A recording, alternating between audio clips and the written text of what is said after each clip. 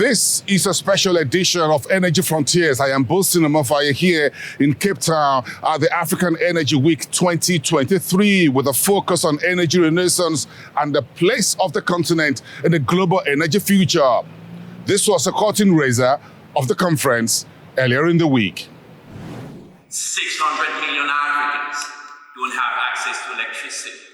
900 million have no access to clean cooking technologies, most of them women. We cannot meet our sustainable development goals without addressing these key critical issues. Energy access and energy poverty, we need to deal with that. And we will not stop as the African Energy Chamber to continue driving this issue, even when it's unpleasant to some. Across Africa, we are dealing with a time where they're telling us to stop producing oil, natural gas, coal, to move into cleaner energies. Africa is ready, but it's also time for Africa to have a reckoning. And that reckoning stands with what we do. It stands with what we see across the continent. New discoveries in countries that nobody ever thought could have discoveries. Namibia. New discoveries in South Africa. New discoveries are in Nigeria and across the continent.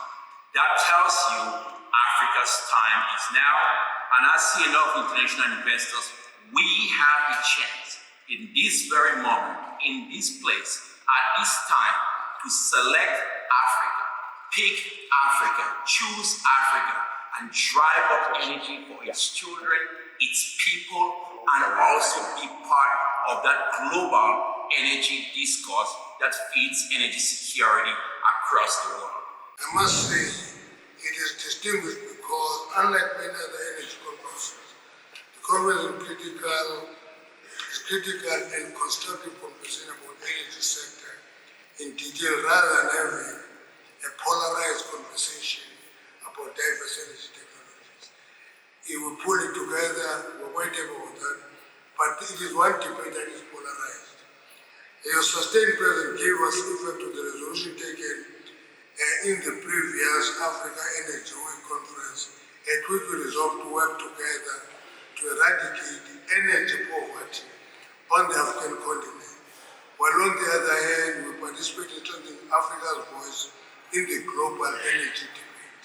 Those are the two very important issues that we deal with energy poverty, we raise Africa's voice in this debate. And we must remember that 1 in every 2 citizens in the continent have no access to electricity. 600 million people of the African continent do not have access to electricity, which is the actual challenge facing every leader in the continent. And it is also important to remember that if you go north of the continent, their access to electricity is close to universal access. Sub-Saharan Africa, at best, it's around 45%. That is what we must be debating and dealing with. And therefore, cooperation among African nations is required to ensure that we increase access to affordable, reliable, sustainable energy in line with United Nations Sustainable Development Goal 7. Let's begin with OPEC. I'm happy to report that OPEC continues to be a force for stability. We've been seeing how OPEC has been fighting this last month to make sure that there is market stability. And this is a market stability that has been benefiting all the oil and gas producing countries. We all know that a volatile oil market is bad for global consumers. This is very important for global consumers and also for African producers alike. We at OPEC take our responsibility very seriously. OPEC decisions are actually based on data and not political considerations. OPEC will continue to monitor markets and work closely with African countries, including our African member nations and including Apple, along with non-OPEC countries, to strengthen the spirit of our Declaration of Cooperation and give African states every opportunity to grow and benefit from their oil and gas industries. I'm also happy to share promising news about Equatorial Guinea. Where our efforts to drive exploration and production activities are seeing success. Our ministry has awarded new production sharing contracts for 6 offshore oil and gas blocks this year. Offshore block EG01 was awarded, signed and ratified with the independent E&P company, Panoro, and its partners, Cosmos Energy and Hepetro. Blocks EG11 and EG06, we just agreed with a US major and Hepetro already actually operating in the country, the term sheet for 2 more blocks. We are concluding the production sharing contract in about 2 weeks. Offshore blocks EG18 and 31 already signed, ratified with the Canadian Africa Oil Corporation. Offshore blocks EG08 also awarded, signed and ratified with Adler Global Limited and Hepetro. Meanwhile, we have made significant strides in the development of Equatorial Guinea's Gas Mega Hub initiative. As some of you may know, phase 1 of this project was successfully completed in February 2021 with the startup of the Island Gas Monetization Project, which sends gas from the island field to the Punta Europa LNG terminal through a 70 kilometers pipeline. Earlier this year, our government signed an agreement with Marathon Oil and Chevron for the next 2 phases of this project. We expect phase 2, which calls for processing gas from the Alba field, to come into life as soon as February 2024. Phase 3 of this project will focus on the commercialization of gas from Assam field. I have seen Equatorial Guinea described as West Africa's next LNG hotspot. We are strongly committed through our affiliation with APO and OPEC to relegating energy poverty to the annals of history by 2030. Energy is the driving force of our development and growth. However, as with any mechanism, there are friction points, and within our current energy mix, that point pertains on to hydrocarbons.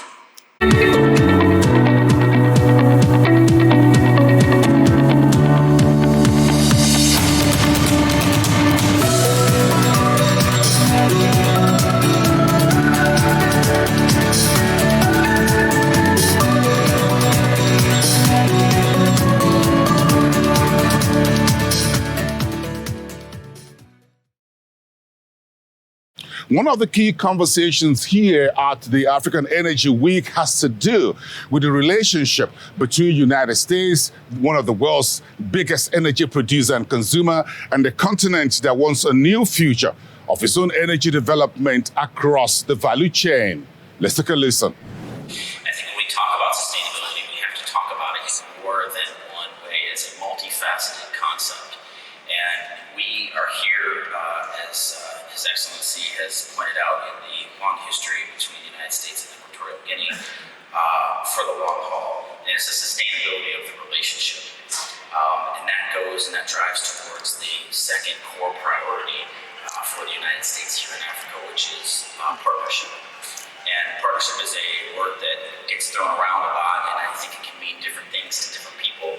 And in its application, it kind of manifests itself differently.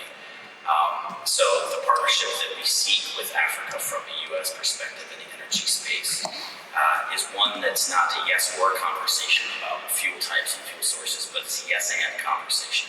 It's a conversation that has to take into account African priorities of development, African priorities of economic progress, economic empowerment, access to power, decarbonization, and energy transition. These are all priorities that our African partners hold, and not one of them can be placed above the other. So we have to figure out ways to move in parallel with our African partners, not in sequence. We also see tremendous opportunity to collaborate in the energy transition economy, and that is an economic opportunity that we see, totaling more than $23 trillion over the next 30 years. That's a huge amount of economic opportunity at which Africa sits at the very heart, the very center with its critical minerals and the opportunities to play a central role in securing supply chains for those critical technologies as part of the energy transition. The role for the U.S. really to assist Africa and developing nations to develop their energy resources in a sustainable way, ever cleaner, ever more affordable, accessible, reliable energy, is to support U.S.-based energy industries that are developing technologies that are leading innovation that will accelerate energy access and help keep emissions low. Of course, the best place to start is the energy and geoscience industry, because we're literally providing the eyesight for nations, for communities, to see what resources they have, to see where they can site alternative energy development, to see where they can capture carbon. So regardless of your preferred source of energy in the energy evolution, it requires eyes on something going in, out, or through the ground, and that eyesight is literally not possible without the energy geoscience industry. So certainly prioritizing policies that can accelerate, support, at the very first step, the ability for nations to have information to be able to see what is within their reach to develop, to benefit and prosper from. And then along with that, the companion then is to remove impediments that cause unnecessary above ground risks so that these technologies can flourish, that the industry can be attracted and investment can come through. The African opportunity, whether it's the integration of Africa into the global markets, whether it's the entrepreneurship across the continent, whether it's a booming population, offers a very great opportunity for the US public and private sector. And we must congratulate the US because there's a lot of public sector capital and support into the African continent. I mean, we all attended the US-Africa summit that happened in December last year in Washington, hosted by President Biden and VP Harris, with all the support and declarations. There are so many programs that they put in place to support trade, investments, and sustainable development on the continent, and we can see a lot of that working. I think over $18 billion of support has come to the continent from this administration. But what we at African Bank would like to see is more and more collaboration with US institutions on the continent. We'd like to work more with USDA, with the DFC. We'd like to work more with USTR. We'd like to work more with the Exim Bank. I'm pleased to say last year in December, we did sign an MOU for $500 million with the Exim Bank to actually support diaspora investments between the US and Africa. We need to go beyond that, even in the structuring of deals. And I'll give an example. Actually, we're looking at a transaction on the sidelines of this conference, and we actually agreed with the client here to do the deal between US Exim, Afrexim Bank, AFC, and 2 local banks in Nigeria. That's the kind of collaboration we want to see. We want to see more deepened collaboration between US enterprises and US institutions, US private sector. Let me say something about the US private sector. The US private sector is very active, for example, in fintech and high tech. I think there's like $5 billion investment of the fintech into Africa, but we don't see that kind of investment coming into energy and oil and gas. So is it a question of not knowing, not understanding? See, I was the sidelines of hunger, and having a lot of conversations with some of the funds in New York and asking them, why is it that you guys don't have this appetite? We need to think how to package these deals, how to attract those kinds of investors, particularly the US private sector. The US public sector has a better understanding of the African than the US private sector. What happens is the US private sector gives the money to European investors who have the money to Africa. We need to create a way to unpackage it, unbundling it for those US investors, particularly in New York, where there's a lot of money to come to the continent. So in terms of products, programs, I mean, with the full length of support. Local currency funding is important. I think we need to encourage local currency financing across the continent because of the increasing FX changes we are seeing. So structures like guarantees, credit enhancement structures will help local institutions to be able to provide financing. Economic development is actually more important than some of the other priorities. It has to be number one priority. So I think that's kind of where the world is today. And along with IEF, we've done a report we call Roadmap to Multi-Dimensional Transition. I think what happened is that we thought there is a linear way to get to net zero by 2050, which was kind of unrealistic, given that China's goal was 2060 and India's goal was 2070, by the way, and Indonesia 2060. With the three of them, three of the largest emitters. So we are now in a world of multi-dimensional transition, which means everybody has a different starting point. We have to move differently at different speed. I will add two other things to that multi-dimensional transition.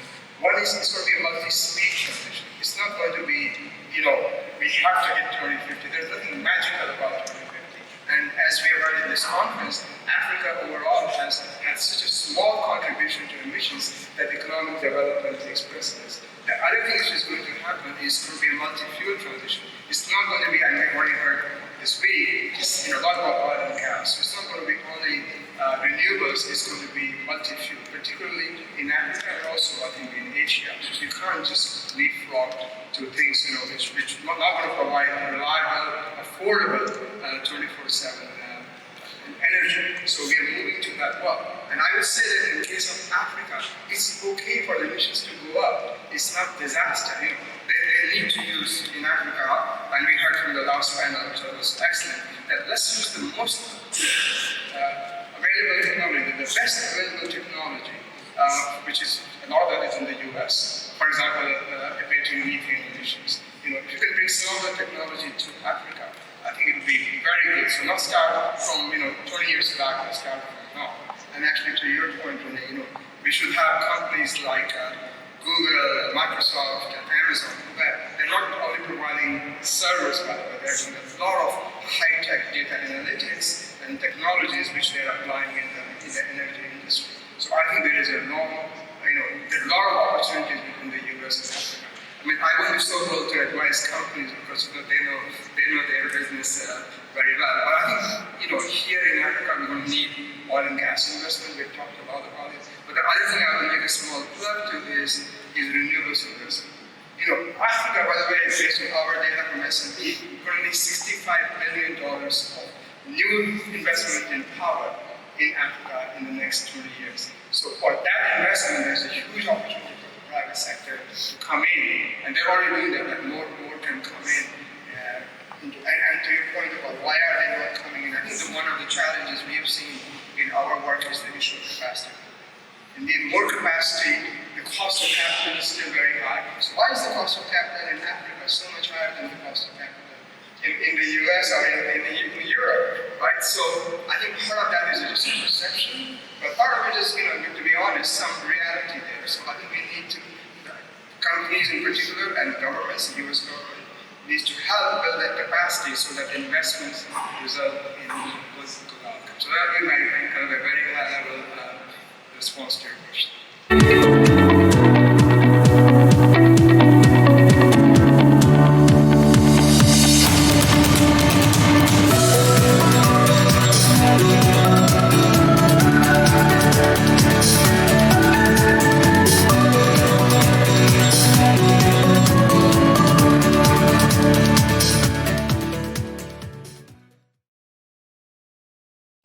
Now, Angola is one of the Africa's top energy producers, hydrocarbon, but is investing billions of dollars in refining capacity. 4 refineries being pursued to make fuel supply sustainable in the Southern African economy. This was my conversation with Sergio Pugliese. He's the president of the African Energy Chamber in Angola, and he spoke to me here at the African Energy Week.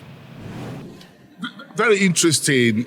When you talk about energy transition, energy expansion for Angola, what are other things being done? What are you seeing at the African Energy Chamber that excites you and you bring into this African Energy Week in South Africa for investors and for the global community to see? First of all, I would have to be fair and talk about energy poverty. This is the number one concern for us. And the energy poverty is linked to also the conversation on transition. We have 600 million Africans without access to power, and we have 1.4 billion people in the continent. So it's around 50% that is a big problem. And this statistics also translates to the country. You have around 60 or 70% in the country that have no access to power. So all of these projects in terms of solar, the new solar projects that were commissioned in Angola last 3 months, Caraculo solar project in the Namibe province, the solar project that is now being done up in the north of Angola. Those projects are addressing this issue, both of energy poverty by providing an alternative source of off-grid power, as well as investing in the transition question. There is one point also I want to mention which does not get spoken a lot. There's a lot of talk about pollution and the contribution of pollution. We have to say that the Western world is really the polluter, and Asia is not Africa. Africa's main source of power is hydro. So Angola's case, we are around almost 90% of our power is hydro. So it's not really a big issue for us, this conversation. I think the conversation is more about how they can do more to pollute less, rather than us stopping to develop our resources to then not give us a chance to industrialize. We are at the cusp of our first industrial revolution. They are going through their fourth industrial revolution, which is the digital revolution. So we have to give us a chance to be able to fight on the same level ground. You're not going to have Mohammed Cassius Clay fighting against featherweight. You cannot have that. So we have to have equity in terms of resource development and availability of opportunities to everybody. A white child in America is not more valuable than a black child in Soweto. This is not the case, and we can never have this argument. So it's a little bit what we try to do as the African Energy Chamber. The Africa Energy Week is bring this consciousness to the investors, to the big players. And in essence, they are our partners. They are not only partners in industry, they are partners to the nations. You know, the Chevrons, Exxons, Totals, ENIs, they are very important. Interesting to sum up this conversation with you, Sergio, about the partnership that African Energy Chamber is looking at around the world with OPEC, with APPO. How are these strategic partners helping push the agenda for Africa's energy independence and Africa's energy sovereignty? This is a very, very, very interesting question, and thank you very much for this question. Our approach, African Energy Chamber, is a little bit similar to the approach of Madiba. Other people's enemies are not our enemies. We try to work with everybody because our interest is for everybody to have advancement, everybody to have an entrepreneurial development and advancement. So we talk to the industry, we talk to the IOCs, the international oil companies. We talk to the service companies. We talk to the national oil companies. We talk to the international institutions. We talk to thought groups. We talk to everybody, even journalists like yourself. Whether you're saying you are for or whether you're saying you're against. Everybody has the right to have their point of view. But I think that we all agree, whether you're for or against, that it is unfair for people to live in darkness and talk about decarbonization. This one is not fair. So we want to thank, as the Africa Energy Chamber, we want to thank our partners and everybody that has joined the conversation to be able to advance this issue of energy equity, resource exploration equity, because I believe everybody has the same right to have the same chance.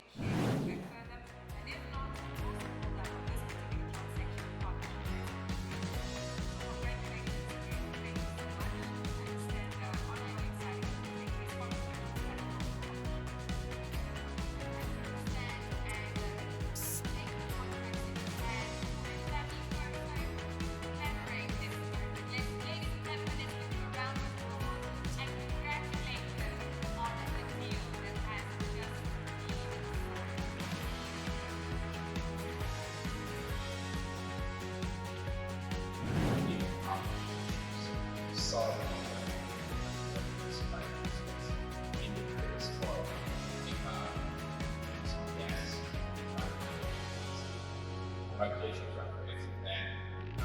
What